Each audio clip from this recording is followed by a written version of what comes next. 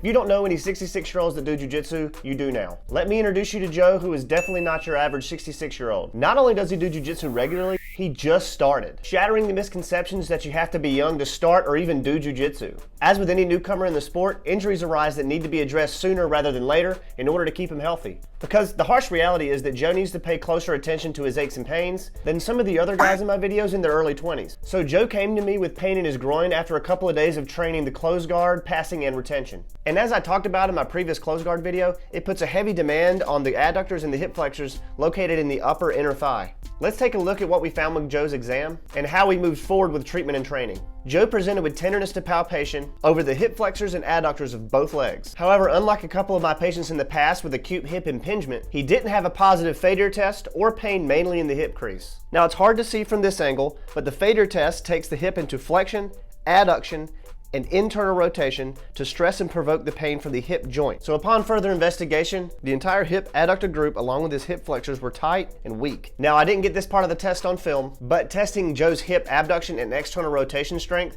was strong bilaterally, telling me that Joe's lateral hip stability, at least in the open chain, probably it wasn't a significant contributing factor. Okay, so let's talk about Joe's diagnosis. Given Joe's subjective reports of training closed guard for multiple classes in a row, it seems likely that he was just unable to recover from session to session, especially after the sudden increase in demand of these muscle groups. Objectively, tenderness to palpation and muscular weakness coupled with negative joint provocation testing, led me to believe that Joe was dealing with low-grade adductor and hip flexor muscle strains. Now that we have a working diagnosis, let's look and see how we structured Joe's program. To start, I had Joe foam roll the areas of his inner thigh that were tender, making sure he brought on some tenderness, but that it remained around a 3 to 4 out of 10 at the highest. Now, while foam rolling may not create long-term changes in muscle tissue, it can acutely decrease muscular tone and muscular pain, allowing for better movement quality in the short term. The next exercise in his rehab program was a bridge with an adduction isometric squeeze. With a ball between his legs, Joe squeezes at a tolerable effort and lifts his hips. This ensures the adductors are working with the hips extended and flexed. I asked him to perform slowly, making sure to control the entire movement, as the bridge is an essential movement in jiu-jitsu. Next is supported standing hip flexion. I had Joe grab onto the pillar to prevent him from leaning and cued him to flex his hip up and out, hovering over the bench.